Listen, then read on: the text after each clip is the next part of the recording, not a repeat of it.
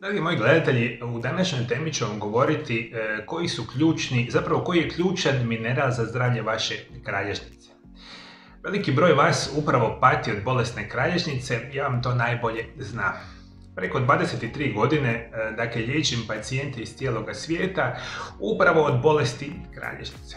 Jedan od razloga zašto ste vi toliko bolesni biti će ključan kronični nedostatak onih bitnih nutrijenata.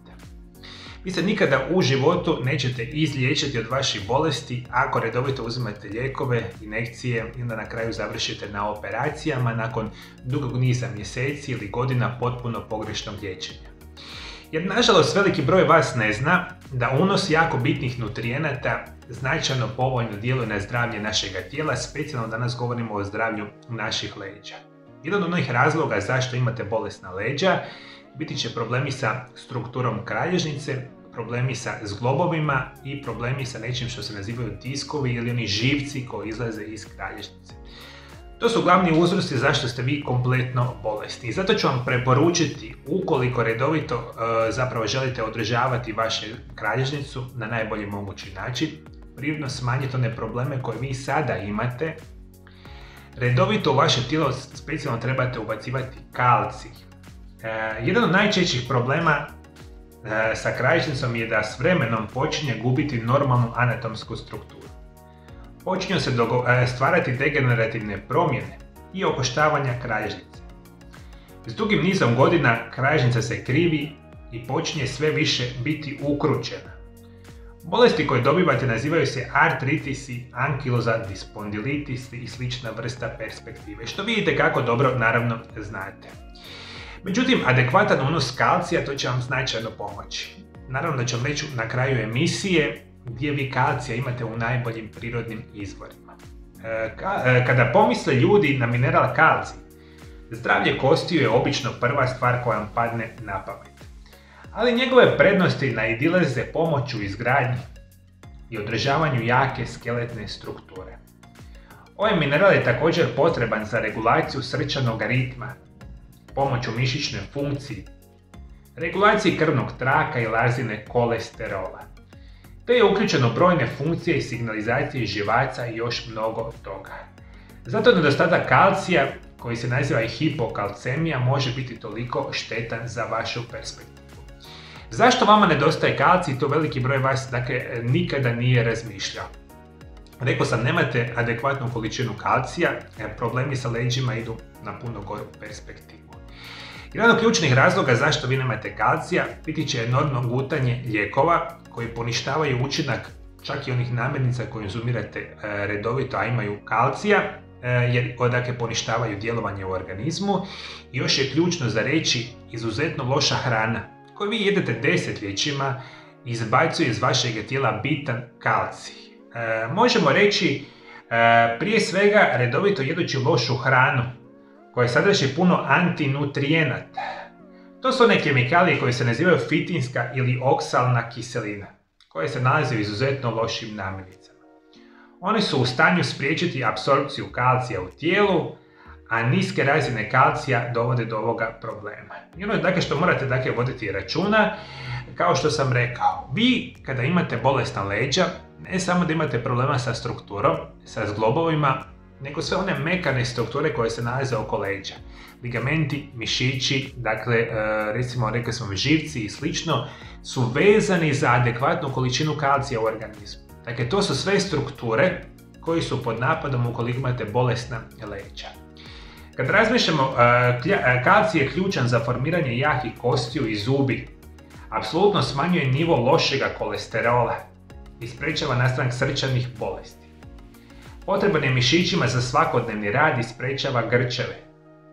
Bitan je za završavanje krvi i sprečavanje nastanka raka. Smanjuje visoki krvni tlak, sprečava osteoporozu.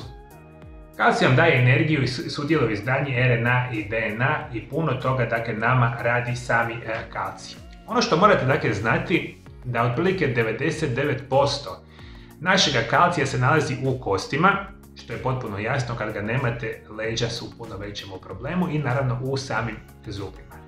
1% se nalazi u ostalim tkivima u organizmu. I ono što mi danas apsolutno znamo, kalcija u tijelu ima više od bilo kojeg drugog minerala. Kalcij i fosfor zajedno djeluju na zdrave kosti i zglobove, a kalcij i magnezij djeluje zajedno za zdravo srce i krvne žile. 20% kalcija se svake godine razgradi u tijelu i zamijeni novim kalcijem. Stare stanice u kostima se razgrađuju i odumiru, a na njihovim mjestima rastu nove stanice. I to se neće dogoditi kod vas u velikom broju slučajeva kada imate problema sa bolesnim leđima. Jer normalan proces kalcija koji se stvara i odumire u kostima vama je iz nekog razloga problem, kao što sam napomenuo. I zato ukoliko želite imati zdrave zglobove, zdravu kralježnicu, apsolutno vam treba kalcij. Hrana koja sadrži kalcij, prije svega razmišljate o organskim mliječnim proizvodima, lososu, sardinama, algama, tamno listnatom zelenom povrću, bademima, šparogama, prehrambenom kvascu, apsolutno brokuli, kupusu, maslačku, datulje, kelp, zob, šljive, sezam, alfalfa, korijen čička, kajenski papar, kamilica, limunska trava. To je jako bitno reći da bi vi to želite konzumirati ukoliko imate bolesna leđa. Jeste mi čuli, moji dragi gledatelji, dakle kalcij vam je potreban za zdrava leđa. Ovo što sam nabrojao su daleko najbolji izvori u hrani vezano za sami kalcij. I naravno, hrana vam je daleko najbitniji izvor samoga kalcija. Međutim, rekao sam, kada niste u stanju uzimati hranu, onda bih specijalno preporučio da uzimate dodatke prehrani specijalno od kalcijevog citrata. Hoćete to zapamtiti, moji dragi gledatelji. Dakle, kalcijev citrat kao dodatak prehrani je najbolja verzija. Koliko vama generalno treba?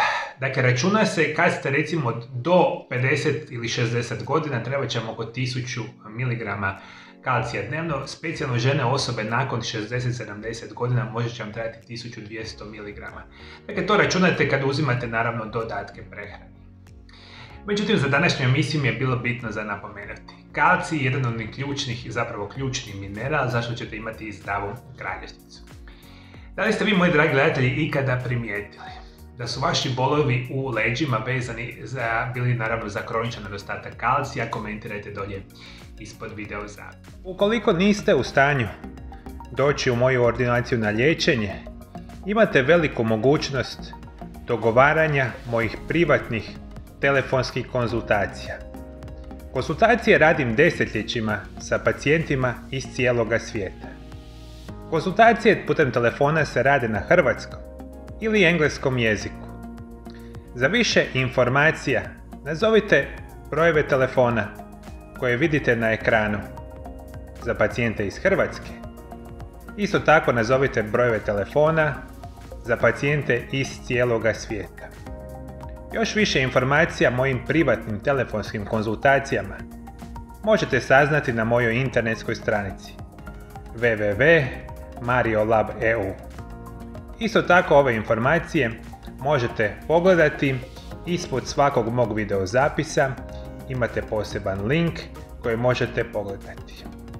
I naravno, ukoliko želite svakodnevno primati moje savjete o najboljim prirodnim načinima liječenja, dolje ispod video zapisa pretplatite se na moj kanal. I prije nego što odete, moji dragi gledatelji, koji su još fenomenalni načini pomoći zdravlju vašoj kralježnici, to otkrite u ovom video zapisu pored mene. Nemojte zaobići ovo pogledati jer vam može značajno poboljšati vaše zdravlje.